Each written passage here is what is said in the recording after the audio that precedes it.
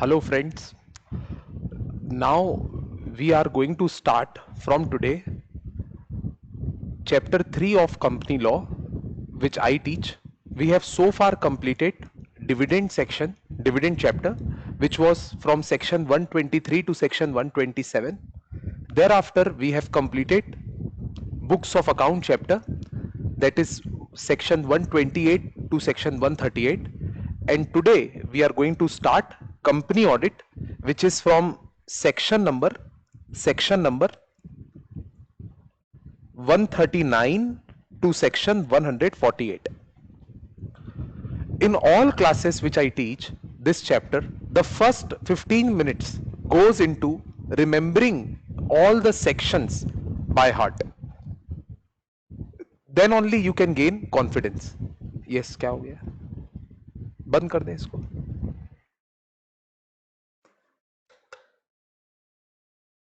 उसके बाद ही मेरे दोस्तों आपको कॉन्फिडेंस आएगा जब आप सेक्शन नंबर याद कर लो. ओके, तो अगले 5-10 मिनट अपने कोई काम और कुछ मत कीजिए, आप सिर्फ सेक्शन नंबर याद करने की कोशिश कीजिए. मैं सेक्शन और उसकी टाइटल साथ में बताता रहूंगा और आई विल मेक श्योर कि विद इन 5 to 10 मिनट्स आपको ये याद हो जाए. मैं आपकी ओरल टेस्ट भी रखूंगा, देखना. भले ही हम लोग वर्चुअल है बट आपसे पूछूंगा मैं, देखना. हाँ, तो शुरू करता हूं. Section 139 is about appointment of auditor. Section 139 is about appointment of auditor. Section 140 is about removal of auditor. तो ये दोनों का पेयर बना देते हैं दोस्तों. 139 में ऑडिटर आ रहा है और 140 में जा रहा है. ऑडिटर क्या होता है, कौन बनता है, ये सब बातें मैं जरूर याद कराऊंगा, फिक्र मत कीजिए. अभी सिर्फ सेक्शन की हेडिंग याद कर रहे हैं. 141 सेक्शन जो सबसे बड़ा सेक्शन है जो आज हम पढ़ेंगे भी, उसका नाम है qualification and disqualification of auditor. Qualification and disqualification of auditor.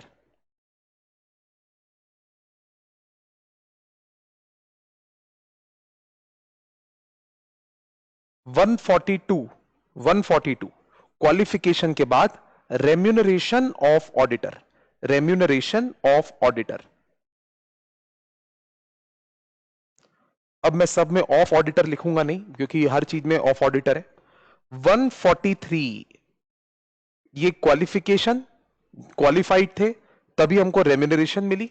143 remuneration तब मिलती है जब काम करते हैं, तो इसको बोलेंगे rights and duties of auditor.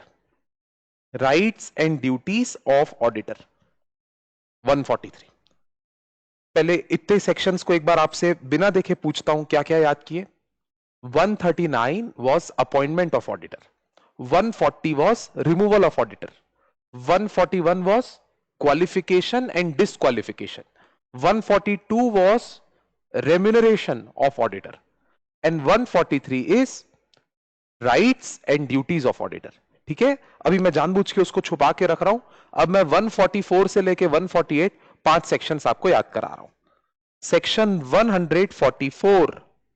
देखिए मेरे दोस्तों, जब आप चार्टर्ड अकाउंटेंट किसी कंपनी में ऑडिटर बनते हैं ना, जब आप ऑडिटर की कुर्सी पे बैठते हैं ना, तो आपको कुछ कुछ सर्विसेज देना अलाउड नहीं होता, क्योंकि आप उस कंपनी के ऑडिटर हैं. क्योंकि आप उस कंपनी के ऑडिटर हैं.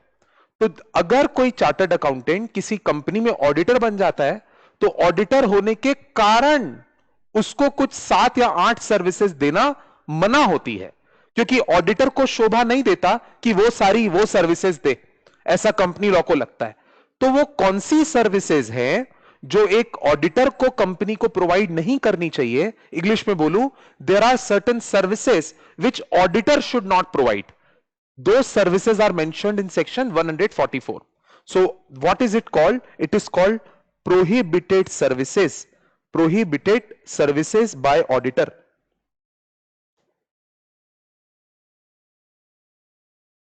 एक बात क्लियर कर लूं, अगर आप चार्टर्ड अकाउंटेंट हैं और आप किसी कंपनी में ऑडिटर नहीं हैं, तो यहां की जो सर्विसेज मैं आपको बताऊंगा ना, वो आप बिंदास दीजिए, बिंदास दीजिए. जैसे एक एग्जांपल दे रहा हूं मैं. एक सर्विस का नाम है, मान लीजिए इन्वेस्टमेंट बैंकिंग सर्विस. या इन्वेस्टमेंट एडवाइजरी सर्विस, जो इन 7-8 सर्विसेज में से एक है। तो उसका मतलब यह है कि आप चार्टर्ड अकाउंटेंट है, आपको इन्वेस्टमेंट एडवाइस करना आता है सपोज, तो आप जिस कंपनी को चाहे वो सर्विस दीजिए और फीस कमाइए, कोई दिक्कत नहीं है। बट जिस कंपनी के आप ऑडिटर बन जाते हैं, उस कंपनी को ये वाली सर्विस मत रेंडर कीजिए। बस ये प्रैक्टिकली आपको बताना था 144। जब मैं डिटेल में पढ़ाऊंगा तो और दोबारा और अच्छा बोलूंगा ऑफ कोर्स। अब 145, this is about signing of report, signing of report by auditor। जो ऑडिटर फाइनेंशियल स्टेटमेंट पर अपनी ओपिनियन देता है ना, ऑडिटर फाइनेंशियल स्टेटमेंट पर जो ओपिनियन देता है, उस ओपिनियन को रिपोर्ट में लिख के देता है। तो उसकी साइनिंग कैसे होगी? Signing off report by auditor. आप लोग अभी बुक्स ऑफ अकाउंट चैप्टर याद किए हो, उसमें आपको याद होगा कि जो एनुअल अकाउंट्स होते हैं, जो शेयर होल्डर को सेक्शन 136 में भेजे जाते हैं, उसमें क्या होता है? कंपनी के फाइनेंशियल स्टेटमेंट, ऑडिट रिपोर्ट और बीओडी रिपोर्ट। तो ऑडिट रिपोर्ट पे साइनिंग वगैरह कैसी होगी, इसके ऊपर है section 145। 146, this is about auditor duty, auditor duty to attend general meeting of company, general meeting of company. इसका मतलब जब कोई चार्टर्ड अकाउंटेंट किसी कंपनी का ऑडिटर नियुक्त होता है, अपॉइंट होता है, तो उस कंपनी की जब भी शेयर होल्डर मीटिंग होती है, तो उस मीटिंग में ऑडिटर को भी मौजूद होना चाहिए। उसके ऊपर ये सेक्शन है, auditor duty to attend general meeting of client. Now comes 147। भाइयों 147 is corresponding to section 127 of dividend. Now, if you are good in memory, can you guess what was section 127 in dividend chapter? Yes, 127 was about penalty provisions. If the company fails to pay dividend on time, then the directors are liable for imprisonment वगैरह। याद आ रहा है ना वो? तो ये वही 127 penalty के ऊपर था ना, तो यहां 147 भी पेनाल्टी प्रोविजंस फॉर ऑडिटर के ऊपर है। Penalty provision on auditor.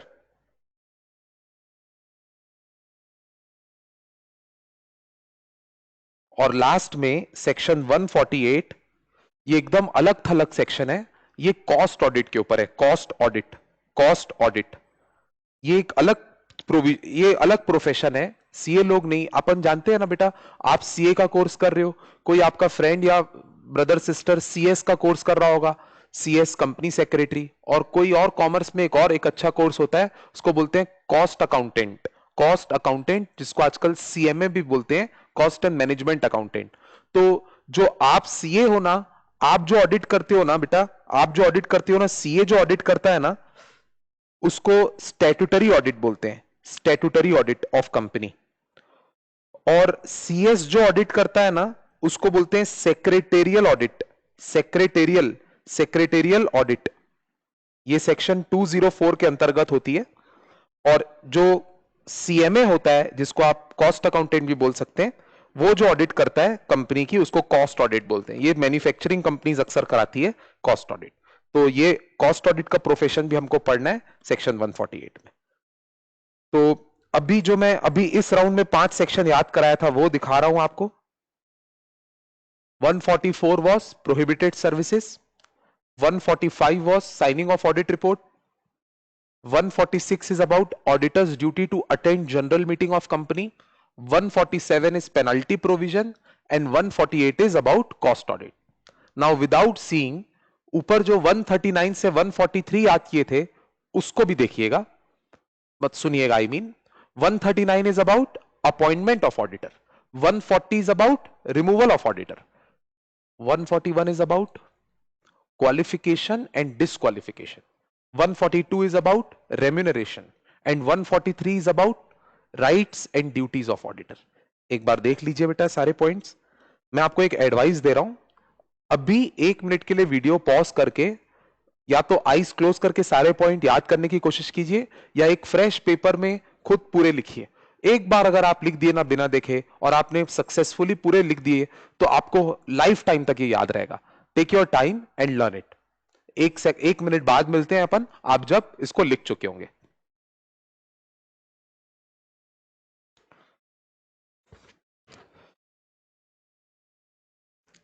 चलिए अब नोट्स से पढ़ाना शुरू करता हूं, नोट्स से पढ़ाना शुरू करता हूं बेटा। आपकी बुक में पेज नंबर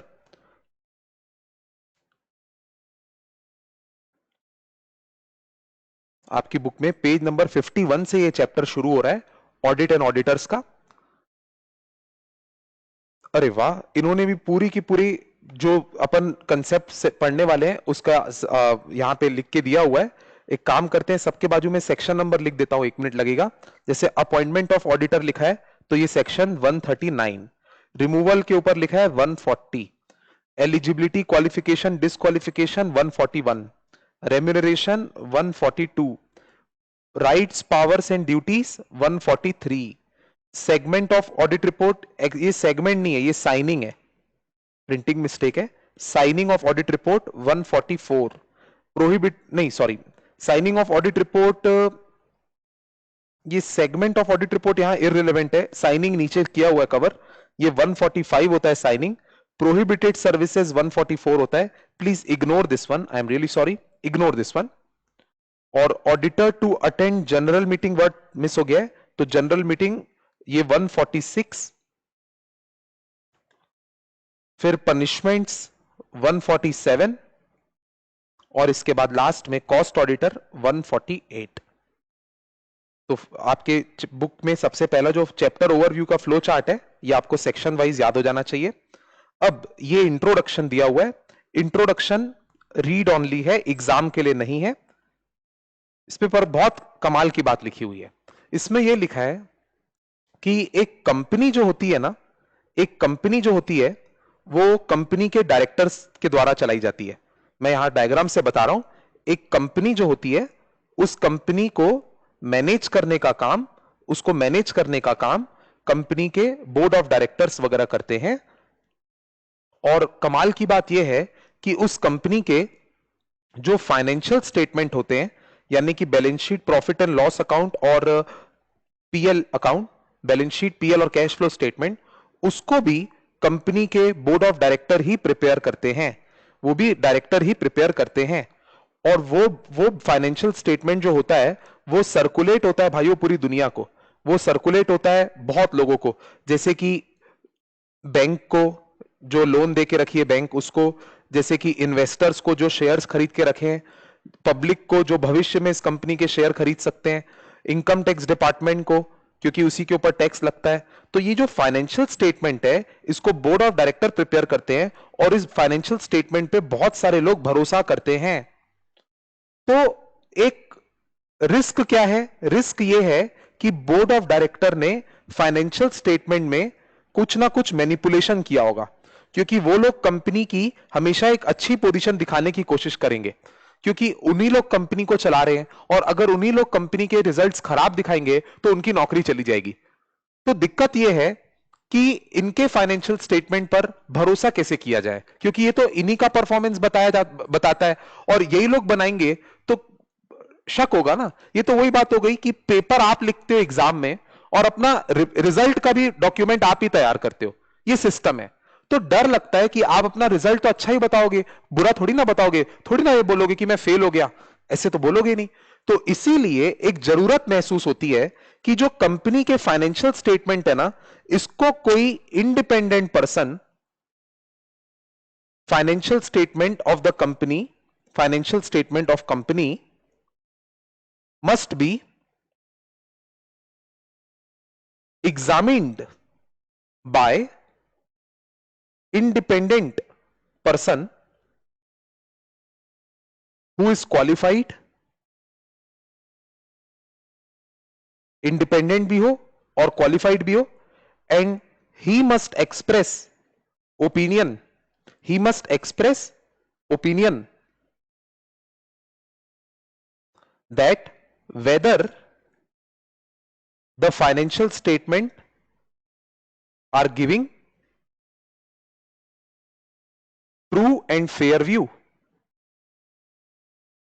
मतलब जो financial statement board of director ने बनाए हैं उसमें जो जो जानकारी दी गई है वो सच है कि नहीं, सच्चाई में उतना ही सेल्स, उतना ही एक्सपेंसेस, उतनी असेट, उतनी लाइबिलिटी है कि नहीं।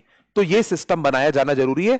इसीलिए कंपनी लॉ में लिखा है कि हर कंपनी को, चाहे वो पब्लिक हो, चाहे प्राइवेट हो, चाहे गवर्नमेंट हो, चाहे जैसी भी कंपनी हो, अगर कंपनीज एक्ट में इनकॉर्पोरेटेड है तो उसको अपने फाइनेंशियल स्टेटमेंट कंपल्सरीली एक इंडिपेंडेंट पर्सन से एग्जामिन कराने चाहिए। उस एग्जामिनेशन के प्रोसेस को ऑडिट बोला जाता है, और जो इंडिपेंडेंट पर्सन अपनी ओपिनियन देता है उसको ऑडिटर बोलते हैं बेटा। तो ये एकदम आसान भाषा में ऑडिट और ऑडिटर का मतलब। आइए देखते हैं इंट्रोडक्शन को। Large business corporations are managed by directors who represent the members who are real owners of the company. तो लार्ज बिजनेस कॉर्पोरेशंस में डायरेक्टर जो हैं वो मेंबर्स को रिप्रेजेंट करते हैं, और मेंबर्स कंपनी के रियल ओनर होते हैं। In absence of any check the director may mismanage the finance of the organisation. मतलब अगर कोई चेकिंग नहीं होगी, कोई कंट्रोल नहीं होगा, तो डायरेक्टर्स ना इस पोजीशन पे रहते हैं कि वो कंपनी के पैसों को मिसमैनेज कर दें। फाइनेंसेस का मतलब होता है money. Thus, the members appoint auditor to look into the true and fair view of financial affairs of the company. इसीलिए जो कंपनी के रियल ओनर्स हैं, मेंबर्स हैं, वो अपॉइंट करते हैं एक इंडिपेंडेंट पर्सन को जो कि ऑडिटर होता है, और वो ये चेक करता है कि जो फाइनेंशियल अफेयर्स कंपनी के हैं वो सही तरीके से कैरी आउट हुए कि नहीं, या जो प्रेजेंट किया गया है वो सही है कि नहीं। These auditor are independent from the management of the company. आज ही पढ़ाऊंगा। इनका ना कंपनी चलाने वालों से दूर दूर तक कनेक्शन नहीं होना चाहिए। कंपनी लॉ ने 1 2 3 नहीं बेटा, 12 प्रकार की डिस्क्वालिफिकेशन बताई है कि जब कोई चार्टर्ड अकाउंटेंट, मतलब जब कोई चार्टर्ड अकाउंटेंट 12 टाइप की फिल्टर से गुजरता है उसके बाद ही वो ऑडिटर बनेगा। और वो 12 के 12 पॉइंट ये इंश्योर करते हैं कि कोई इंडिपेंडेंट पर्सन जिसका कंपनी के मैनेजमेंट से कोई लेना देना नहीं हो वही ऑडिटर बने। क्योंकि बेटा अगर उसकी डायरेक्टर्स वगैरह के साथ थोड़ी भी दोस्ती होगी, साठगांठ होगी, तो उस केस में तो वो लोग कंपनी के डायरेक्टर को एक्सपोज ही नहीं करेंगे, वो लोग सच्चाई बताने में डरेंगे। इसीलिए कंपनी लॉ ने यह कोशिश की है कि जो ऑडिटर अपॉइंट हो वो पर्सन 100% इंडिपेंडेंट होना चाहिए कंपनी से, तब जाके ऑडिट का पर्पस पूरा होगा। नहीं तो अगर कोई मिलता जुलता व्यक्ति या उनके साथ उठने बैठने वाला व्यक्ति ऑडिटर बन जाता तो फिर ऑडिट का पर्पस ही पूरा नहीं हो पाता। These auditor are independent from the management of the company and hence he can express unbiased opinion. He can express independent free opinion. So this is the introduction of this chapter. Now I will start by teaching you section 141. बेटा मैं 139 और 140 हमेशा 141 पढ़ाने के बाद ही शुरू करता हूं, तो आइएगा मेरे साथ 141 सेक्शन शुरू करते हैं। 141 सेक्शन आपके बुक में थोड़ा पीछे है, पेज नंबर 51 में अभी अपन थे। अब आप आ जाइएगा पेज नंबर 63 में। वहां पर एलिजिबिलिटी, क्वालिफिकेशन, डिसक्वालिफिकेशन सब लिखा हुआ है। यहां से एग्जाम ओरिएंटेड क्लास शुरू होती है। हर क्लास इस चैप्टर की बहुत इंपॉर्टेंट है। एक बात मैं बताना भूल गया, एक्चुअली चैप्टर अभी इस मोमेंट से ही शुरू होगा। एक बात बहुत इंपॉर्टेंट अभी बताता हूं। मेरे ग्रुप 1 के स्टूडेंट्स, जो आप नवंबर 20 की बैच के स्टूडेंट्स हैं, आप लोग को यह बताता हूं मैं कि आप लोग ये जो चैप्टर मुझसे सीख रहे हैं सेक्शन 139 से लेके 148, जिसका नाम कंपनी ऑडिट है, ये same to same chapter word by word, concept by concept, everything आपको ग्रुप 2 में ऑडिट के सब्जेक्ट में भी एज इट इज काम आएगा। आपके इस सब्जेक्ट का, इस टॉपिक का कंपनी लॉ ग्रुप 1 में वेटेज मिनिमम 8 नंबर का मुझे लगता है, और इतना ही वेटेज इस टॉपिक का ग्रुप 2 में कंपनी ऑडिट में भी है। So you must be feeling happy that this topic which I am going to teach today onward is going to help you in the same way in group 2 audit also. ये बहुत scoring बात है आपके लिए। जो students both group करने वाले हैं उन लोगों को तो बहुत ज्यादा खुशी होनी चाहिए कि चलो भाई एक ही अटेम्प्ट में एक ही टॉपिक 2-2 पेपर में काम आ जाएगा। एक बार जो लोग 1 बाय 1 दे रहे हैं उनको क्या लगेगा कि चलो सर नवंबर के लिए पढ़ रहे हैं, फिर मई में ग्रुप 2 देंगे, तो उस समय तक थोड़ा बहुत भूल जाएंगे, थोड़ा बहुत रिवाइज करके फिर पढ़ लेंगे। पर जिनको बोथ देना है ना, उनको तो बहुत ज्यादा फायदा होगा, क्योंकि आप समझ गए मैं क्या बोलना चाहता हूं। So now I am going to start section 141 qualification and disqualification of auditor. Sir मेरा स्टाइल ये रहेगा पढ़ाने का, पहले ना मैं आपको यहां पर अपने फ्री नोट्स में टॉपिक को समझाऊंगा, याद कराऊंगा, फिर अपन अपनी बुक देखेंगे। तो जब तक मैं अपनी बुक में नहीं चलता, आप कृपया इधर ही देखिए। सेक्शन 141 जो है ये 3 पार्ट्स में डिवाइडेड है। एक को बोलते हैं 141 सबसेक्शन 1, एक 141 सबसेक्शन 2 और एक 141 सबसेक्शन 3, और एक और पार्ट है बेटा सेक्शन 141 सबसेक्शन 4। ये जो जो नोट्स मैं बनाता हूं ना, ये आपको सब प्रोवाइड कर दूंगा, आप मांगोगे तो फोटो भेज दूंगा मैं आपको टेलीग्राम ग्रुप में। ये पूरा सेक्शन 4 सबसेक्शंस में डिवाइडेड है। इसमें 141(3) डिस्क्वालिफिकेशन बताता है, और सेक्शन 141 सबसेक्शन 1 क्वालिफिकेशन बताता है कि कौन व्यक्ति कंपनी का ऑडिटर बन सकता है। अब मैं 141(1) बता रहा हूं आपको। इसमें क्या लिखा है, कंपनी ऑडिटर के रूप में दो पर्सन्स, मतलब दो प्रकार के पर्सन्स को अपॉइंट कर सकती है, दोनों में से एक, या तो इंडिविजुअल यानी कि मेरे जैसा व्यक्ति, या फिर एक पार्टनरशिप फॉर्म। क्या है बेटा, आप जिस दिन सीए बन जाओगे ना और आप प्रैक्टिस करने जाओगे ना, तो आईसीआई आपको पूछेगी कि आप अकेले प्रैक्टिस करना चाहते हो इंडिविजुअली, या फिर अपने फ्रेंड्स के साथ एक पार्टनरशिप फॉर्म खोलना चाहते हो, फिर फर्म मिलकर प्रैक्टिस करेगी। तो दोनों टाइप के लोग होते हैं, सीए लोगों की फर्म दो टाइप की होती है, कुछ प्रोप्राइटरशिप कुछ पार्टनरशिप। और कंपनी ऑडिटर के रूप में इंडिविजुअल को भी अपॉइंट कर सकती है और पार्टनरशिप फर्म वाली फर्म को भी अपॉइंट कर सकती है। अगर इंडिविजुअल को अपॉइंट करना है तो उसकी क्वालिफिकेशन क्या लिखी है पता है, he must be chartered accountant, he must be chartered accountant holding certificate of practice, holding certificate of practice. आपका थोड़ा जनरल नॉलेज बढ़ाता हूं। सर हम चार्टर्ड अकाउंटेंट कैसे बनते हैं, पहले आप ये पूछेंगे चार्टर्ड अकाउंटेंट कैसे बनते हैं, तो आंसर, जब आप सीए फाइनल के सारे पेपर्स क्लियर कर लेते हैं तो उस दिन आप आईसीएआई के मेंबरशिप के लिए अप्लाई कर सकते हैं, और जब आप आईसीएआई के मेंबर बनते हैं तो आपको चार्टर्ड अकाउंटेंट बोला जाता है। बट उसके बाद आपको डिसाइड करना होता है कि सीए बनने के बाद आपको किसी कंपनी में जॉब वगैरह करना है कि अपनी खुद की ऑफिस चालू करनी है। तो अगर आप जॉब में इंटरेस्टेड हैं, किसी बैंक में किसी कंपनी में फुल टाइम जॉब में इंटरेस्टेड है, पैकेज में काम करना चाहते हैं, तो आपको ना सीए की मेंबरशिप के अलावा और कुछ लेने की जरूरत नहीं है। आपको ये सर्टिफिकेट ऑफ प्रैक्टिस लेने की जरूरत नहीं है, सर्टिफिकेट ऑफ प्रैक्टिस लेने की जरूरत नहीं है।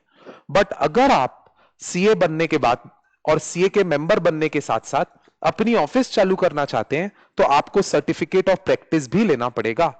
इंडिया में जितने चार्टर्ड अकाउंटेंट लोग एग्जाम देके क्लियर होते हैं, आधे लोग सर्टिफिकेट ऑफ प्रैक्टिस लेने जाते हैं और आधे लोग लगभग कोई जॉब पकड़ लेते हैं, और वो लोग सिर्फ सीए रहते हैं और सर्टिफिकेट ऑफ प्रैक्टिस नहीं रहती उनके पास।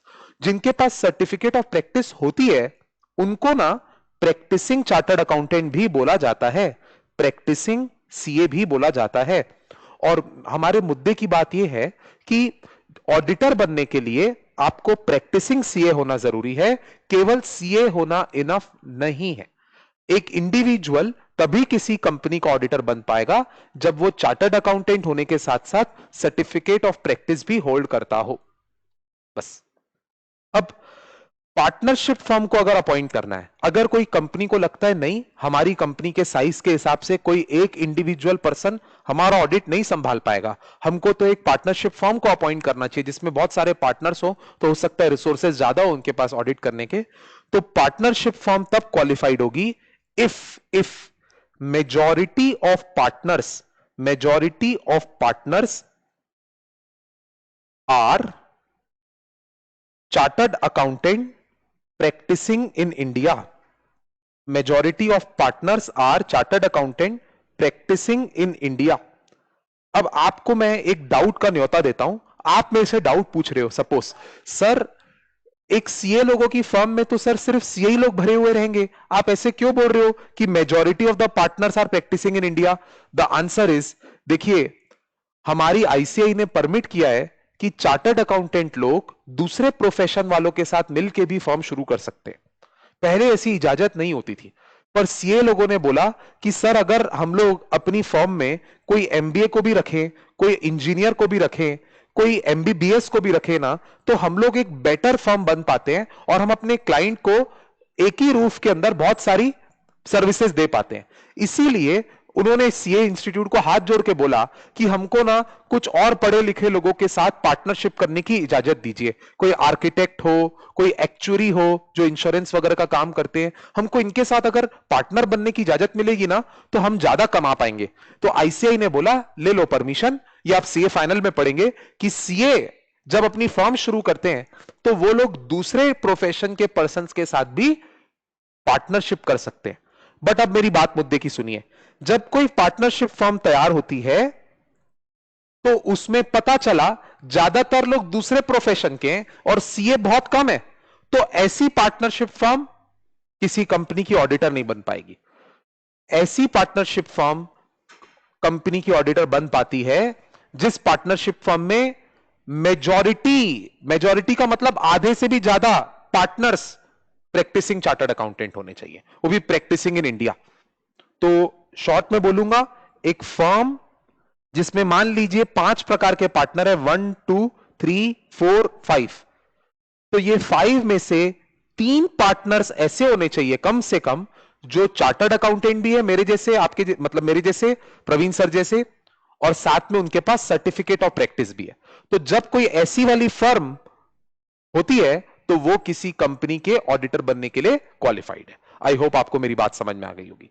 और एक बात और बोल देता हूं, साथ साथ बस बोल देता हूं कि जब फर्म का अपॉइंटमेंट होगा ना तो वो किसी पार्टनर के नाम पे नहीं होगा। Appointment is in the name of firm. Appointment is in name of firm. इसका एक एग्जांपल दे रहा हूं, ऐसे ही ओरली बोल रहा हूं।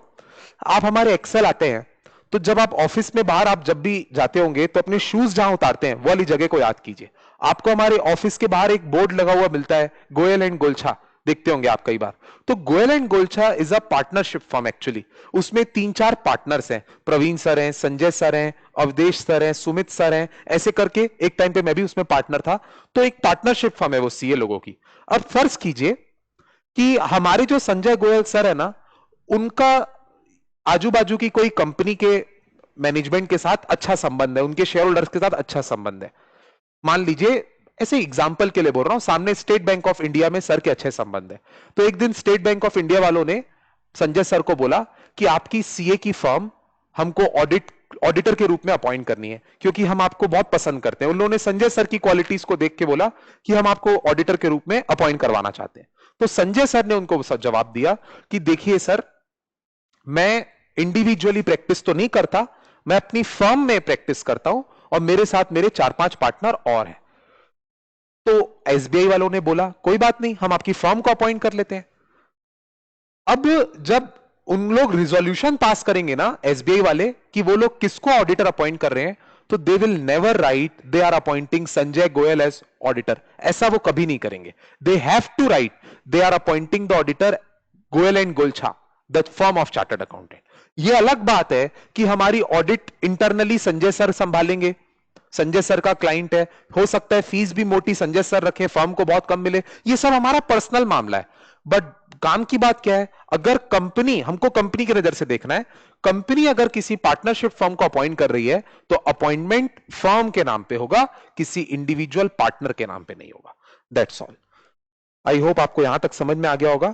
तो इंडिविजुअल की क्या क्वालिफिकेशन है? इंडिविजुअल तब ऑडिटर बनेगा जब वो प्रैक्टिसिंग चार्टर्ड अकाउंटेंट हो, और फर्म तब ऑडिटर बनेगी जब उसके majority of the partners practising in India हो। पहले इतना बता देता हूं बेटा, और अपॉइंटमेंट फर्म के नाम पे होगा। इतना समझ में आ गया तो मतलब समझ लो 141 सबसेक्शन 1 हो गया हमारा। Eligibility, qualification and disqualification. अपना ये वाला पेज खोल लीजिएगा और मेरे साथ अंडरलाइन करेंगे, यहां से करेंगे सीधा क्वालिफिकेशन से 141(1) एंड 2।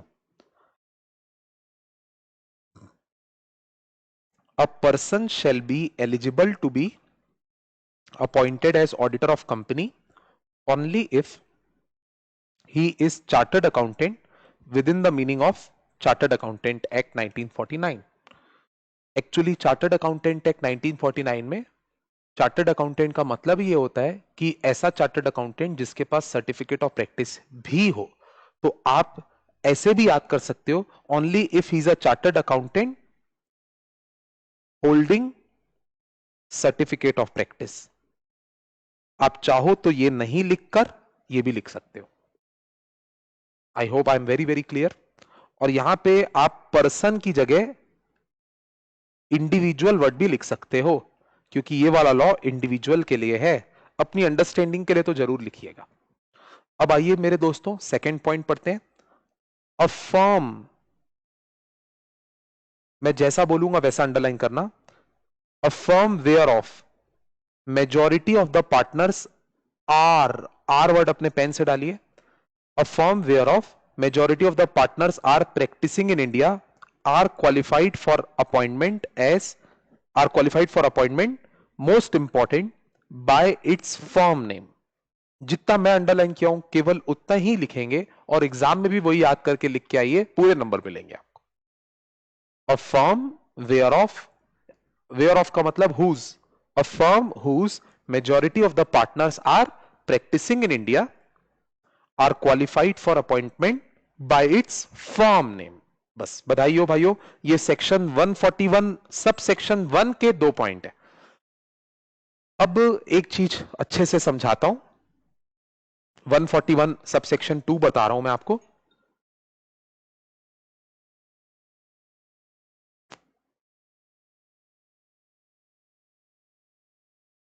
ये किस बारे में है? If firm is appointed as auditor, if firm is appointed as auditor. अभी मैं 2 मिनट पहले एक डायग्राम बनाया था, देखेंगे आप। मैं बोला था 5 पार्टनर है, 1 2 3 4 और 5। तो if firm is appointed as auditor, who will sign audit report, who will sign audit report on behalf of firm? This is the question. ये एमसीक्यू में भी आता है। अब मैं भी आपसे एमसीक्यू स्टाइल में पूछता हूं। मान लीजिए फर्म ने ऑडिट कंप्लीट कर ली और फर्म अपनी अब ऑडिट रिपोर्ट लिख रही है और उसमें वो अपनी ऑडिट ओपिनियन लिख रही है। ऑडिट रिपोर्ट है, उसमें इन्होंने अपनी ओपिनियन लिखी है कि financial statement true and fair view दे रहे हैं कि नहीं, ये पूरा लिखा है इन्होंने। और आखिरी में अब साइन का कॉलम बाकी है, सिग्नेचर। तो बेटा फर्म के बिहाफ पे साइन कौन करेगा? ऑप्शन नंबर 1, पांचों पार्टनर। एग्जाम्पल, हाँ, उसमें 3 प्रैक्टिसिंग पार्टनर थे, बाकी 2, मान लीजिए एक डॉक्टर था और एक इंजीनियर था। तो क्या पांचों को साइन करना पड़ेगा? ऑप्शन 1। ऑप्शन 2, नहीं सर, डॉक्टर इंजीनियर से साइन मत कराइए, जो 3 सीए पार्टनर है ना प्रैक्टिसिंग वाले, उनसे साइन कराइए। ऑप्शन 2। ऑप्शन 3, नहीं सर, जिस पार्टनर ने साइन ऑडिट की होगी ना सच्चाई में, जिस पार्टनर ने सच्चाई में पूरी ऑडिट में मेहनत की होगी, जैसे संजय सर ने की थी, तो उनसे साइन कराइए। ऑप्शन 3।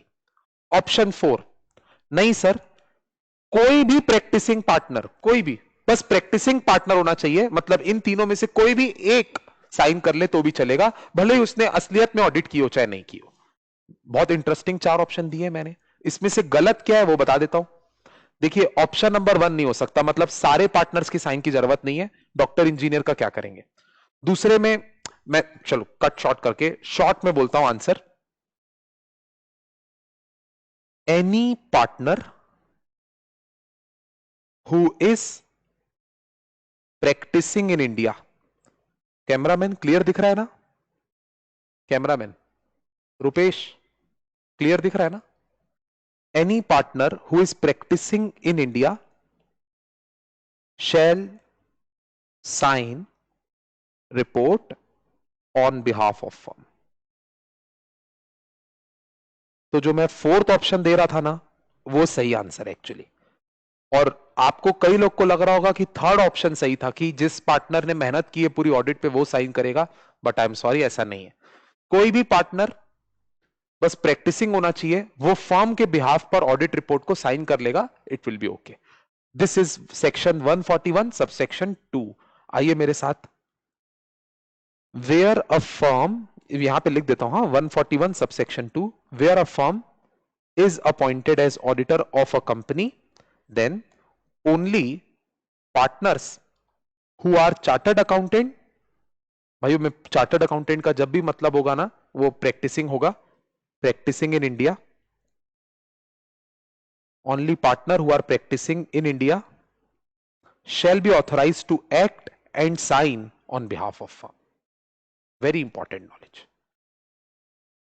इंग्लिश में एक बार बोल के बता रहा हूं, where a firm including limited liability partnership firm, ये बात को इग्नोर भी कर सकते हैं, where a firm has been appointed as auditor, then only such partner who is practicing in India is eligible to act and sign on behalf of the firm. This completes section 141 subsection 2. सो मेरे दोस्तों, अभी अपन ने section 141 1 और 2 complete किया। एक clarification देना चाहता हूं। क्लैरिफिकेशन, मैंने आपको बोला कि ऑडिटर दो टाइप के हो सकते हैं, या तो इंडिविजुअल या फिर फर्म। पर बेटा, फर्म के दो मतलब होते हैं, एक नॉर्मल पार्टनरशिप फर्म,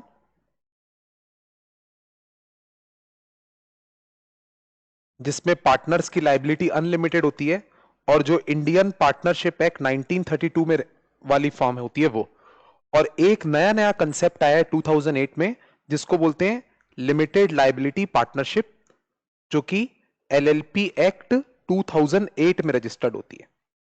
तो फर्म के दोनों मतलब है, और क्लैरिफिकेशन ये है कि कोई कंपनी का ऑडिटर या तो इंडिविजुअल भी हो सकता है, या ऐसी वाली पार्टनरशिप फर्म भी हो सकती है, और एक एलएलपी भी होती है, राइट। एक और क्लैरिफिकेशन दे रहा हूं मैं, ध्यान से सुनिएगा।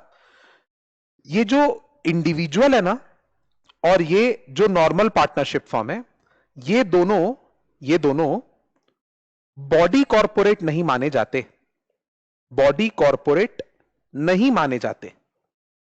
क्यों? क्योंकि इनकी जो बिजनेस एंटिटी होती है और इनकी जो पर्सनल एंटिटी होती है वो दोनों सेम है।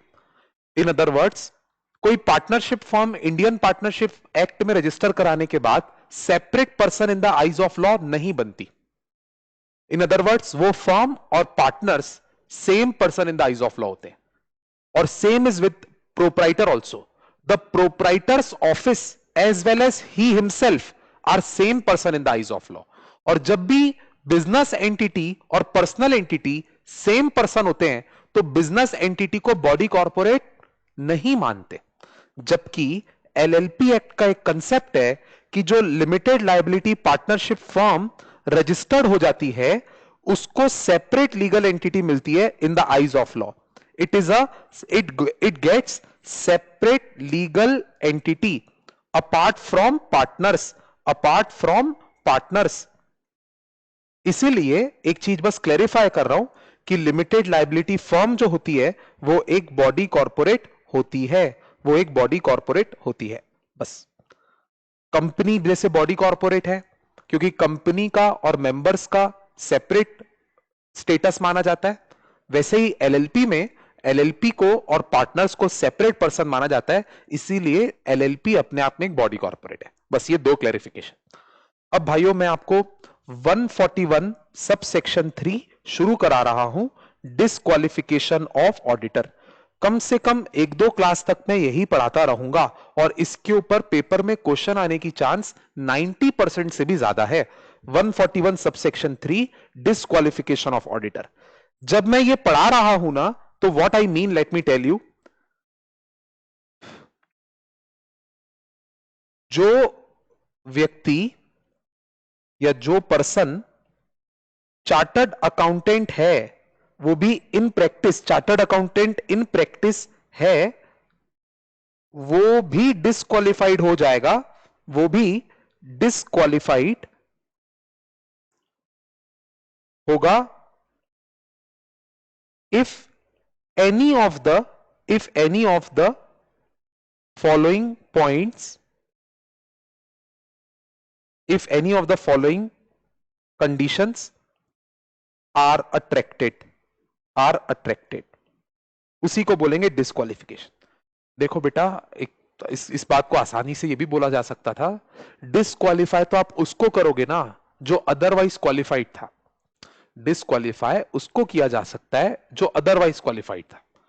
जैसे समझ लीजिए सीए की एग्जाम होने वाली है, उसमें आईसीआई बोलती है कि हम कुछ स्टूडेंट्स को एग्जाम देने से डिस्क्वालीफाई कर रहे हैं।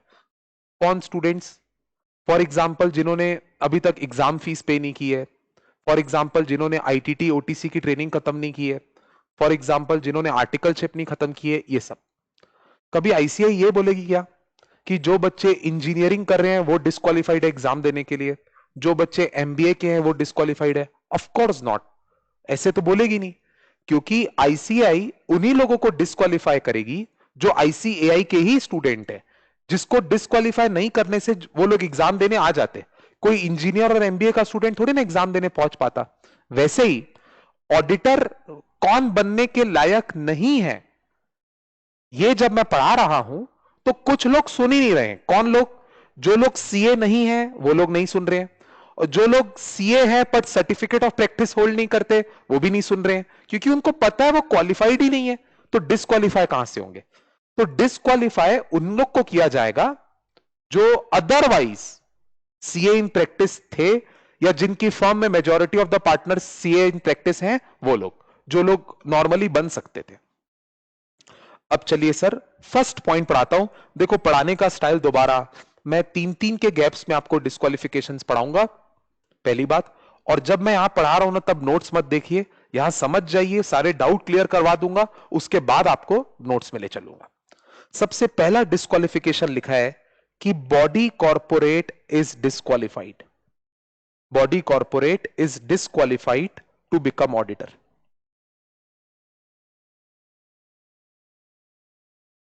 अब भाइयों ये बात इन्होंने बहुत डिस्प्यूटेड कर दी, body corporate is disqualified.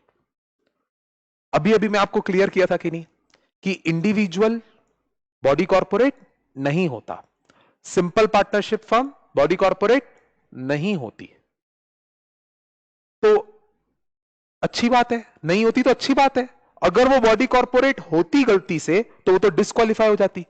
But अभी अभी मैं आपको क्या बोला था कि एलएलपी इज बॉडी कॉर्पोरेट।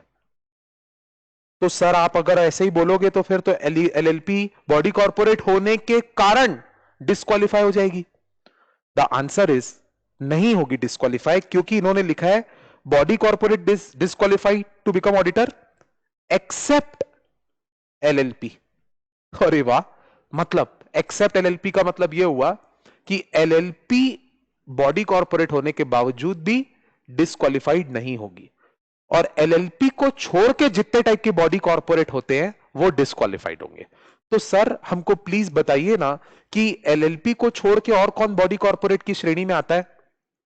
देखिए बेटा, कंपनी बॉडी कॉर्पोरेट की श्रेणी में आती है, ट्रस्ट बॉडी कॉर्पोरेट की श्रेणी में आता है, मल्टी स्टेट कोऑपरेटिव सोसाइटी, ये सब बॉडी कॉर्पोरेट की श्रेणी में आते हैं।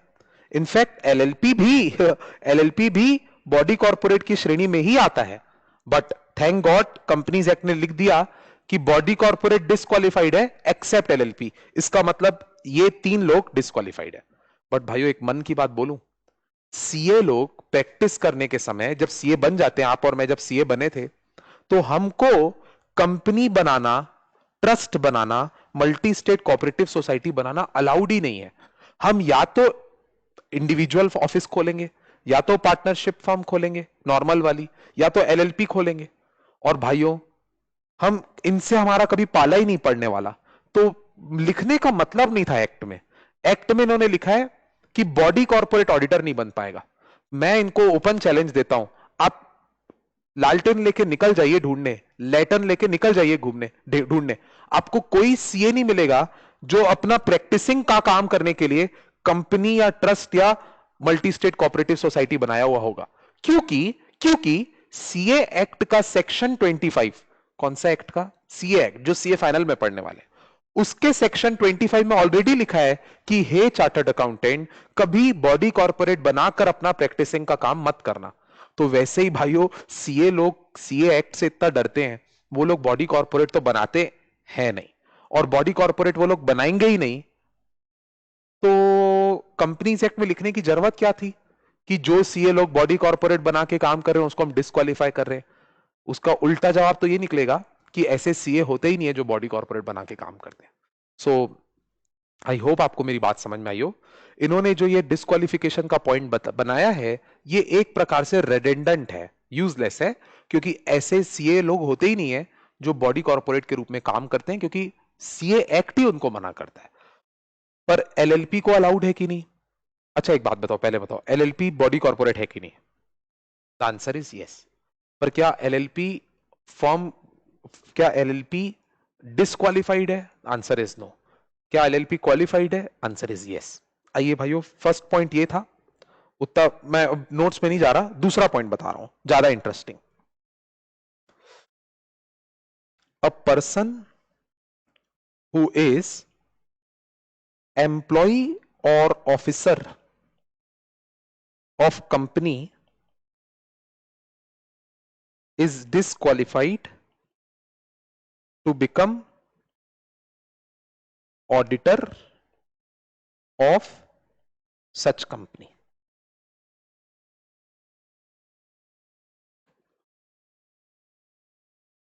क्या मतलब निकल के आ रहा है इस पॉइंट से? जो पर्सन किसी कंपनी में एम्प्लॉय या ऑफिसर है, full time part time does not matter, जो पर्सन किसी कंपनी में एम्प्लॉय या ऑफिसर है, वो उस कंपनी का ऑडिटर नहीं बन सकता। इसमें आप एग्जाम्पल मेरा ही ले लीजिए, मेरा ही ले लीजिए बेटा, मेरा एग्जाम्पल ले लीजिए, लविश मथानी का। मैं Excel Education Institute Private Limited में, आप मेरे को एम्प्लॉय माने तो एम्प्लॉय माने, ऑफिसर माने तो ऑफिसर माने, कोई फर्क नहीं पड़ता। एक्चुअली डायरेक्टर भी मानेंगे ना तो भी डायरेक्टर भी एम्प्लॉय और ऑफिसर की श्रेणी में ही मान आता है, जो श्रेणी में मानना है। प्रवीण सर का एग्जाम्पल ले लीजिए, डज नॉट मैटर।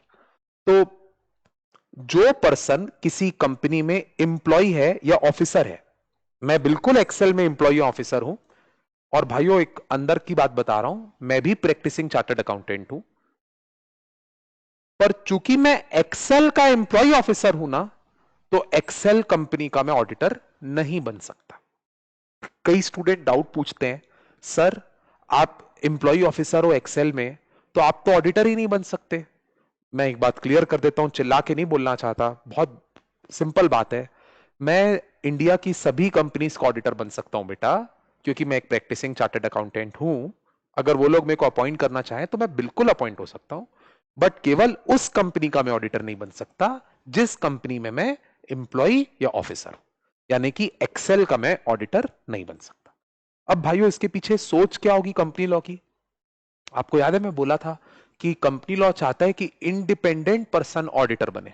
अब भाइयों आप खुद सोचिए, मैं अगर एक्सेल में एम्प्लॉय ऑफिसर हूं, यहां से सैलरी प्राप्त करता हूं, एक्सेल के ऊपर मेरा काफी ज्यादा डिपेंडेंस है, तो क्या मुझे हिम्मत होगी कि मैं अपनी ऑडिट रिपोर्ट में एक्सेल के मैनेजमेंट को ब्लेम करूं कि ये लोग फाइनेंशियल स्टेटमेंट ठीक से नहीं बनाते?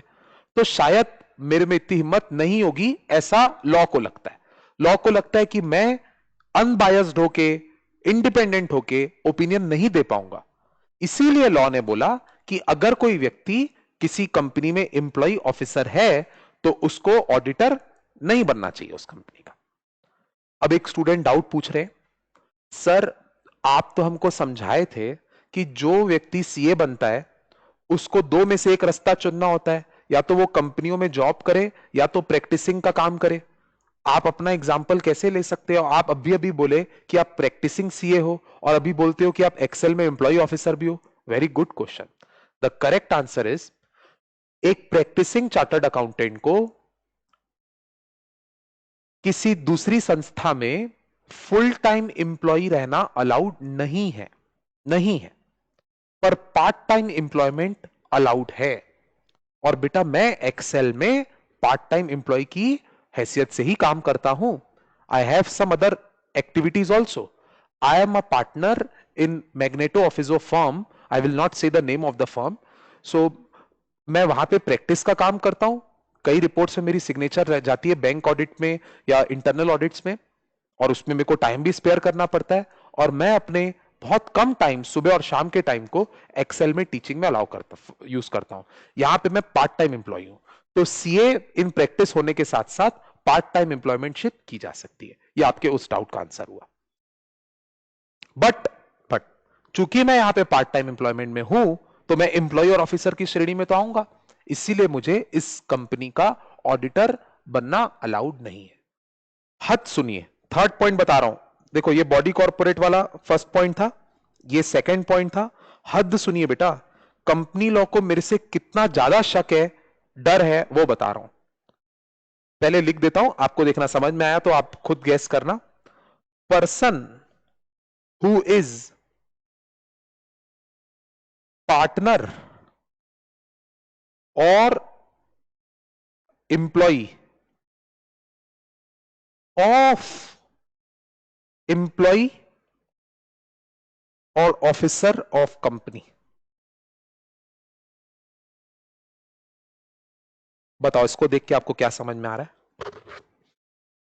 इसको देख के आपको यह समझ में आना चाहिए कि मैं एक्सेल का एम्प्लॉय ऑफिसर था, तो मैं एक्सेल का ऑडिटर नहीं बन सकता। यह पॉइंट नंबर 2 में समझ में आया। बट मेरे साथ साथ मैं एम्प्लॉय ऑफिसर, मेरे साथ साथ जो व्यक्ति मेरे पार्टनर बने हुए हैं वो लोग भी एक्सेल के ऑडिटर नहीं बन पाएंगे। और जो व्यक्ति मेरे एम्प्लॉय हैं वो भी एक्सेल के ऑडिटर नहीं बन पाएंगे। एग्जाम्पल दे देता हूं बेटा, एग्जाम्पल एग्जाम्पल सपोज मैं अपनी बात करता हूं, लविश मथानी। मैं कौन हूं? मैं एक्सेल में एम्प्लॉय और ऑफिसर हूं ऑफ कंपनी।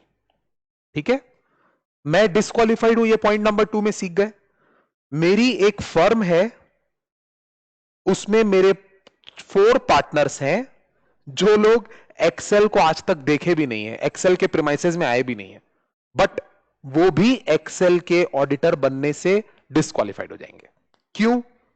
क्योंकि वो लोग उस कंपनी के एम्प्लॉय ऑफिसर के पार्टनर हैं। कंपनी लॉ को क्या शक है पता है? कंपनी लॉ को लगता है कि ये पर्सन जो एम्प्लॉय ऑफिसर है, इसको डिस्क्वालीफाई करना तो जरूरी है ही, कर भी दिया, बट ये इनडायरेक्टली अपने पार्टनर्स के साथ काम ना करवा दे इस कंपनी का, इसलिए उस पार्टनर्स के भी हाथ काट दिए उन्होंने।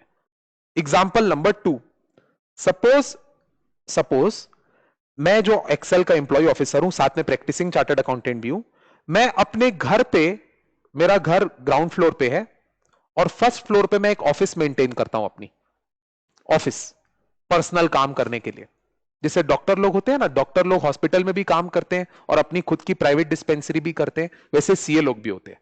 तो मान लीजिए कि मेरी अपने घर में एक प्राइवेट ऑफिस है और उस ऑफिस में किसी newly qualified student chartered accountant को मैंने अपना एम्प्लॉय बना के रखा है, पार्ट टाइम एम्प्लॉय, वो भी प्रैक्टिसिंग चार्टर्ड अकाउंटेंट है। आप में से अपने आप को एग्जाम्पल ले लीजिए किसी को। तो क्या होगा? मैं एक्सेल का एम्प्लॉय ऑफिसर और आप मेरे एम्प्लॉय ऑफिसर, और आप भी प्रैक्टिसिंग चार्टर्ड अकाउंटेंट, और आप मेरे यहां पार्ट टाइम एम्प्लॉयमेंट में काम करते हैं। तो कंपनी लॉ को आपसे भी डर है। कंपनी लॉ आपको भी डिस्क्वालीफाई करना चाहता है एक्सेल का ऑडिटर बनने से। क्यों क्यों क्यों? क्योंकि आप उस कंपनी के एम्प्लॉय ऑफिसर के एम्प्लॉय हो। आई होप समझ में आ गया होगा बेटा। एग्जाम्पल को लिख देता हूं, ऑफिसर और एम्प्लॉय ऑफ कंपनी का एम्प्लॉय ऑल्सो डिस्क्वालिफाइड। बट भूल मत जाना मेरे मित्रों, भूल मत जाना, हम लोग, चाहे मैं डिस्क्वालिफाइड हूं, चाहे मेरे पार्टनर डिस्क्वालिफाइड हो, चाहे मेरे एम्प्लॉय डिस्क्वालिफाइड हो, हम तीनों के तीनों सिर्फ एक्सेल कंपनी में ऑडिटर नहीं बन पाएंगे। पूरी दुनिया हमारे लिए खुली है, भूल मत जाना। एक्सेल में ऑडिटर नहीं बन पाएंगे, एक्सेल की होल्डिंग, एक्सेल की सब्सिडरी ये जो अलग अलग और कंपनियां मैं बोल रहा हूं, भले ही वो एक्सेल से रिलेटेड है, मैं उनकी बात नहीं कर रहा हूं, उनके दरवाजे हमारे लिए खुले हुए हैं, हम एक्सेल में ऑडिटर नहीं बन पाएंगे, इतना मैं आपको याद कराया। ओके दोस्तों, जो मैं 3 पॉइंट आपको पढ़ा दिया उसको नोट्स में से पढ़ाता हूं। एक ऐसे ही पूछ रहा हूं, बताओ हम लोग कौन सा सेक्शन पढ़ रहे हैं? भूल गए, भूल गए, याद करो। हम लोग पढ़ रहे हैं सेक्शन 141 क्वालिफिकेशन एंड डिसक्वालिफिकेशन, और उसमें भी हम आखिरी में पढ़ रहे हैं 141 सबसेक्शन 3 डिसक्वालिफिकेशन का। उसमें हमको बहुत सारे डिसक्वालिफिकेशन पढ़ने हैं, हम लोग अभी शुरू के 3 पढ़ रहे हैं बस। आइए, disqualification of auditor, section 141 subsection 3, the following person shall not be qualified for appointment as auditor of company. Number 1, याद है किसी को? नंबर 1 बॉडी कॉर्पोरेट, बट क्या याद करो इसमें एलएलपी को एग्जेम्प्ट कर दिया गया है। यस, एलएलपी ऑडिटर बन सकती है। तो अब बॉडी कॉर्पोरेट, ये ब्रैकेट में डाल रहा हूं, अदर देन एलएलपी, बस। तो क्या हुआ, हम लोग जिसका नाम यहां पड़ गया वो डिस्क्वालिफाइड हो जाएंगे। तो बॉडी कॉर्पोरेट का नाम पड़ा, मतलब body corporate disqualified. But thank God LLP ने बोला मेरे को भी डिस्क्वालिफाइड करोगे, तो लॉ ने बोला नहीं नहीं नहीं, तुम बॉडी कॉर्पोरेट हो पर उसके बावजूद भी तुम क्वालिफाइड हो। सेकेंड पॉइंट, ऑफिसर और एम्प्लॉय ऑफ कंपनी, राइट, यानी मैं। तो मैं इसको थोड़ा कंप्लीट कर रहा हूं, ऑफिसर और एम्प्लॉय ऑफ कंपनी।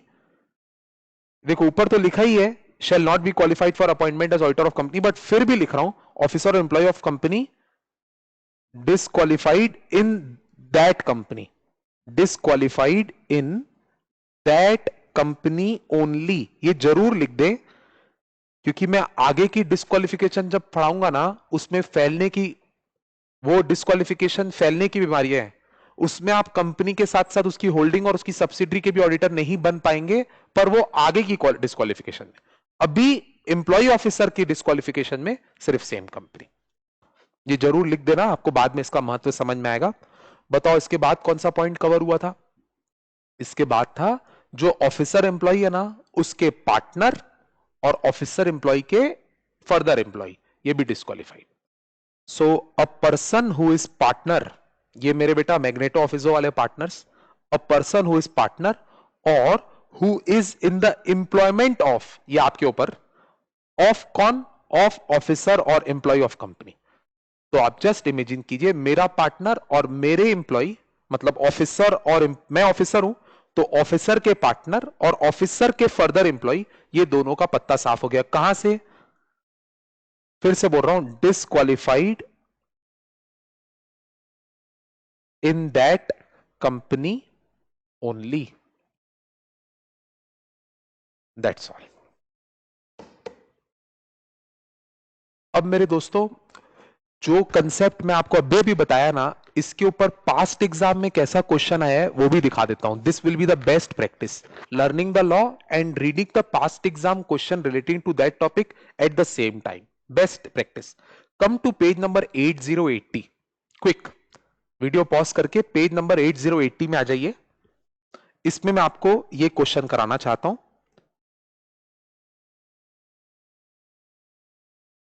मिल गया आपको? थोड़ा जूम कर देता हूं और अच्छा दिखाई दे जैसे आपको। हाँ, परफेक्ट आ रहा है बराबर, देखो कैमरामैन। पेज नंबर 80 में आ जाइए, क्वेश्चन पढ़िए मेरे साथ, बड़ा इंटरेस्टिंग। आपको इस वक्त अपनी एक जिम्मेदारी समझनी है कि आपको बस क्वेश्चन समझ में आ जाए सही तरीके से, आंसर मत गैस कीजिए, it's okay. Mister A, a chartered accountant has been appointed as auditor of Lakshman Limited, has been appointed, मतलब लक्ष्मण लिमिटेड नाम की एक कंपनी इमेजिन कीजिए, उसके अंदर मिस्टर ए को ऑडिटर बना दिया गया है, और मिस्टर ए चार्टर्ड अकाउंटेंट थे तो बन गए। शायद हो सकता है वो डिस्क्वालिफाइड नहीं होंगे, कोई भी डिस्क्वालिफिकेशन उनके ऊपर नहीं आ रही होगी, तभी उनको लक्ष्मण लिमिटेड में ऑडिटर अपॉइंट कर लिया गया है। कब, कहां पे अपॉइंट किए? In the annual general meeting of the company held in September 2016, मतलब कंपनी की एजीएम हुई थी, उसमें मेंबर्स नहीं, मिस्टर लक्ष्मण को ऑडिटर अपॉइंट किया था। याद है आज फर्स्ट लाइन ये बताया था कि मेंबर्स ऑडिटर अपॉइंट करते हैं क्योंकि उनको डर लगता है कि डायरेक्टर की गड़बड़ी चेक करने के लिए उनको ऑडिटर अपॉइंट करना चाहिए। अगर डायरेक्टर ही ऑडिटर अपॉइंट कर लेते तो वो लोग तो जानबूझ के ऐसा ऑडिटर अपॉइंट करते जो उनको ज्यादा कुछ बोले नहीं। तो मेंबर ऑडिटर जनरली अपॉइंट करते हैं, ये भी एक कंसेप्ट है अपने आप में। अब देखिए क्या लिखा है, mister A has been appointed as auditor of Lakshman Limited in the AGM of the company September 2016 in which he accepted the assignment। मतलब उस AGM में उसने अपना अपॉइंटमेंट एक्सेप्ट कर लिया, स्वीकार कर लिया। Subsequently in January 2017, अच्छा सितंबर से जनवरी मतलब अक्टूबर नवंबर दिसंबर 3 ही महीने गुजरे थे और जनवरी में क्या हुआ, क्या घटना घटी देखो। ही ज्वाइंड बी, मतलब ए ने बी को ज्वाइन किया। बी कौन है भाई? B is another chartered accountant. तो मेरे को लग रहा है ए और बी शायद पार्टनर बन गए हैं। भाई ए ने लक्ष्मण लिमिटेड में अपॉइंटमेंट ली, ए ने लक्ष्मण लिमिटेड में अपॉइंटमेंट ली, उसके बाद वो बंधा हुआ थोड़ी ना है, जब चाहे अपनी फर्म को वो बदल रीऑर्गेनाइज कर सकता है। तो जनवरी में जाकर उसने मिस्टर बी को अपना पार्टनर बना दिया। अब देखते हैं बी कौन था। बी एक चार्टर्ड अकाउंटेंट था। Oh my god, who is manager finance of Laxman limited, और एस पार्टनर मतलब he joined him as partner. तो भाइयों ये इसको एक चीज एक डायग्राम से बता रहा हूं इजीली समझाने के लिए, वैसे आपको समझ में आ जाना चाहिए था, मैं आपको टास्क दिया था। एक कंपनी थी लक्ष्मण लिमिटेड, लक्ष्मण लिमिटेड ने मिस्टर ए जो चार्टर्ड अकाउंटेंट है उसको ऑडिटर अपॉइंट किया था सितंबर 2016 में। फिर लक्ष्मण लिमिटेड में एक पर्सन मैनेजर था, मैनेजर फाइनेंस मतलब मैनेजर शॉर्ट में, और मैनेजर भी बेटा एक प्रकार से एम्प्लॉय और ऑफिसर ही माना जाएगा। तो उस लक्ष्मण लिमिटेड में बी नाम का पर्सन एम्प्लॉय ऑफिसर था और साथ में वो चार्टर्ड अकाउंटेंट भी था, राइट। शायद ये पार्ट टाइम एम्प्लॉयमेंट कर रहा होगा वहां पे मैनेजर फाइनेंस के रूप में, तभी तो एक सीए होने के नाते वो ये काम कर पा रहा है। तो हुआ क्या, मिस्टर ए ने इस मैनेजर को अपना पार्टनर बना लिया। ओ माय गॉड, ये क्या किया मिस्टर ए ने। भाई जनवरी के बाद क्या बोला जाएगा बताओ? जनवरी के बाद ये माना जाएगा, after January what will people से, आफ्टर जनवरी लोग क्या कहेंगे, लोग क्या कहेंगे, क्या जानबूझ के नहीं लिखा मैंने भाइयों। लोग ये बोलेंगे कि ये देखो लक्ष्मण लिमिटेड, इसका ऑडिटर है मिस्टर ए। मैं ये नहीं बिल्कुल बोल रहा हूं कि मिस्टर बी ऑडिटर बन गया, ओ भगवान पाप मत करवाओ मेरे से। ऑडिटर मिस्टर ए ही है, बी नहीं है, ऑडिटर ए ही है। पर लोग ये बोलेंगे कि ये जो मिस्टर ए इस लक्ष्मण लिमिटेड का ऑडिटर बना है वो तो लक्ष्मण लिमिटेड के ऑफिसर और एम्प्लॉय का पार्टनर है। ऐसे ही बोलेंगे कि नहीं लोग? ऐसे बोलेंगे बेटा कि लक्ष्मण लिमिटेड का इस वक्त जो ऑडिटर है यानी मिस्टर ए, वो तो लक्ष्मण लिमिटेड के ऑफिसर और एम्प्लॉय यानी मिस्टर बी का पार्टनर है, जो कि गलत बात है। और अभी अपन थर्ड पॉइंट में पढ़े थे कि कौन डिस्क्वालिफाइड है, ऐसा पर्सन जो ऑफिसर और एम्प्लॉय का या तो पार्टनर है या तो उसके फर्दर एम्प्लॉयमेंट में। इसीलिए मिस्टर ए जैसे ही मिस्टर बी का पार्टनर बनेगा उस दिन से वो लक्ष्मण लिमिटेड में ऑडिटर बनने के लिए डिस्क्वालिफाइड हो जाएगा। ओके, एक बात और अभी मौका मिला है बता देता हूं, 141.4 भी हो जाएगा हमारा। क्या गजब टॉपिक पढ़ा रहा हूं प्लीज। 141.4 क्या बोलता है पता है? If after appointment as auditor, if after appointment as auditor any of disqualification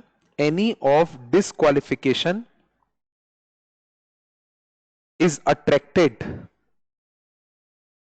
भाइयों ऐसा तो बिल्कुल हो सकता है, सोच के देखो ना आप। जब कोई पर्सन ऑडिटर बन रहा था उस समय उसका कैरेक्टर एकदम क्लियर था, वो कंपनी में किसी प्रकार से डिस्क्वालिफाइड नहीं था। बट कुछ भी हो सकता है, अपॉइंटमेंट के बाद भी कोई पॉइंट अट्रैक्ट हो सकता है। तो ऐसा बिल्कुल नहीं है कि आपका बस चेकिंग जो होगा सिर्फ वो अपॉइंटमेंट के समय होगा, अपॉइंटमेंट के बाद आपकी चेकिंग ही नहीं होगी, ऐसा बिल्कुल नहीं है। गलती में मत रहना। आपके ऊपर जो कैमरा लगा हुआ है वो आपके पूरे टेन्योर के दौरान लगा रहेगा।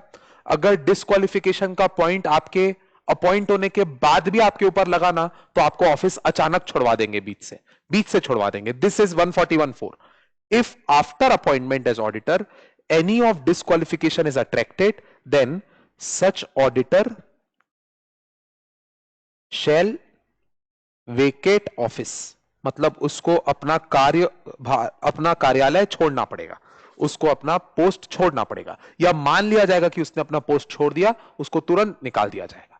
इसको बेटा अचानक जिसको निकालते हैं ना, उसको कैजुअल वैकेंसी बोलते हैं. जब कोई ऑडिटर अपने टेन्योर खत्म होने से पहले वेकेट करता है ना, तो उसको कैजुअल वैकेंसी बोलते हैं. देखो, अपना टेन्योर जहां तक है वहां तक अगर ऑफिस होल्ड किया, उसके बाद निकले तो वैकेंसी. बट टेन्योर के पहले डेथ, डिस्क्वालिफिकेशन, रिटायरमेंट, रिमूवल, कुछ भी कारण से, रेजिग्नेशन, ये सब कारणों से निकले ना, तो उसको कैजुअल वैकेंसी बोलते हैं. तो ये क्वेश्चन थोड़ा सा तेज था, इसमें ऑडिटर को निकलना पड़ेगा और फिर 141(4) भी लागू होगा, क्योंकि उसकी ऑफिस समाप्त हो जाएगी. एक काम करता हूं, ये क्वेश्चन पढ़ाने के साथ साथ पहले आपको 141(3) भी 4 भी पढ़ा देता हूं.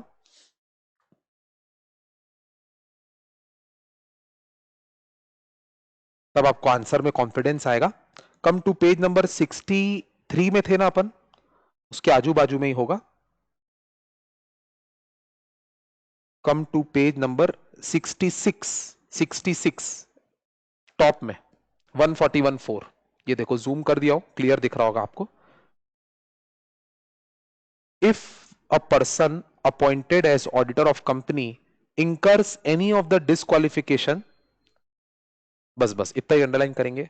If a person appointed as auditor of company incurs any of the disqualification, then he shall be deemed to have vacated his office.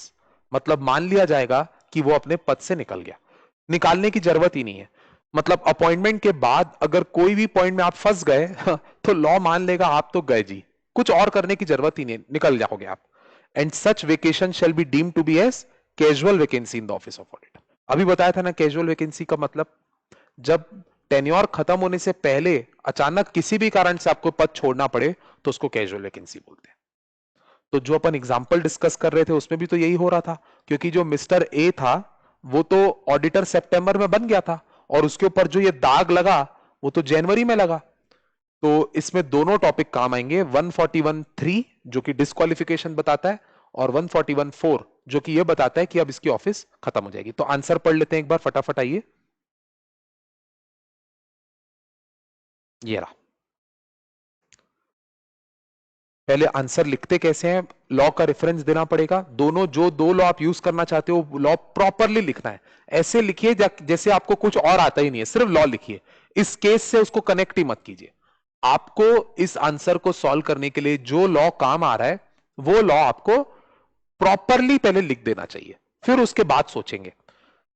तो सेक्शन 141 सब सेक्शन 3, क्लॉज में मत जाइए, इतना दूर तक एग्जाम में ले नहीं चाहोगे आप. Prescribes that a person who is partner or in employment of employee or officer of the company will be disqualified to act as auditor of company. ये हो गया 141(3).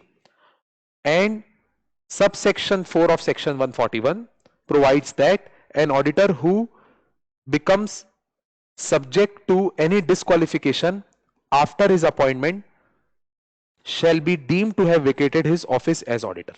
अपने ओन वर्ड्स में भी लिख सकते हैं, जैसे 141(4) में अपन क्या लिखे, as per section 141(4) if any person incurs any disqualification after appointment then he shall be deemed to have vacated his office. चाहे तो वो लैंग्वेज भी लिख सकते हैं जो पिछले पेज में पढ़ाया था, ये भी लिख सकते हैं, मतलब वही निकलना चाहिए. कंक्लूजन तो लॉ लिख दिया आपने, अब conclusion. In the present case A, who is auditor of Lakshman Limited, joined Mr. B as partner, who is already manager finance of Lakshman Limited. Therefore, A has attracted 141(3), and therefore he shall be deemed to have vacated his office of Lakshman Limited. Very very finely written answer, perfect answer लिखा है. यही pattern आपको follow करना है. Perfect answer क्या, पहले relevant law,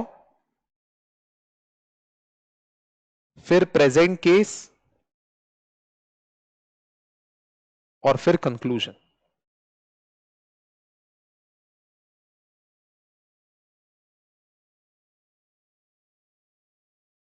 So this is very nicely put up. Now आज की क्लास को बेटा सम अप करने से पहले 2 मिनट रिवाइज करा रहा हूं. 2 मिनट रिवाइज करा रहा हूं ताकि आप बंद करें क्लास तो आप लोग को बहुत अच्छा कॉन्फिडेंस महसूस हो. बताओ हम लोग जो चैप्टर चालू किए हैं उसका नाम क्या है? सर उसका नाम है कंपनी ऑडिट. सर उसको कहां से कहां तक के सेक्शंस में पढ़ना है? तो उसका आंसर है सेक्शन 139 से लेके 148. क्या कोई भी स्टूडेंट को पूरे 139 से लेके 148 सेक्शन याद है? अगर आपको याद है तो गॉड ब्लेस यू, बहुत अच्छी बात है. एक बार मैं रिवाइज करवा रहा हूं, मैं बिना देखे ही रिवाइज करूंगा ताकि आप और स्ट्रांग हो. 139 was about qualification. Sorry, 139 was about appointment of auditor. 140 was removal of auditor. 141 was qualification and disqualification both. 142 is about remuneration. 143 is about, भूल गए, 143 is about rights and duties. 144 is about, ये तो पक्का याद नहीं आ रहा होगा, 144 is about prohibited services. 145 signing of audit report. 146 auditor duty to attend general meeting of company. 147 is like 127, that is penalty provision, and 148 is cost audit. ये list आपके सामने है बेटा, आपने भी तो बनाई थी. 1 मिनट याद नहीं है बीच में ब्रेक लेके? ये सबसे पहले बताया मैं आपको. उसके बाद मैं आपको चैप्टर पढ़ाना शुरू किया और 141 से पढ़ाना शुरू किया. 141 के सब पार्ट 1 में लिखा था ऑडिटर कौन बन सकता है. तो ये रहा देखो 141 का पार्ट 1. ऑडिटर बन सकता है इंडिविजुअल और पार्टनरशिप फर्म. इंडिविजुअल कैसा होना चाहिए? Chartered accountant holding certificate of practice. Partnership firm कैसी होनी चाहिए? जिसके majority of the partners practicing chartered accountant in India हो और अपॉइंटमेंट किसके नाम पे होगा? फर्म के नाम पे होगा. ये दोनों बातें साथ साथ लिखनी पड़ेगी. यहां पे 141 खत्म होता है. 141 में मैं क्या पढ़ाया कि फर्म के बिहाफ पे साइन कौन करेगा? Firm's behalf sign by any practicing partner.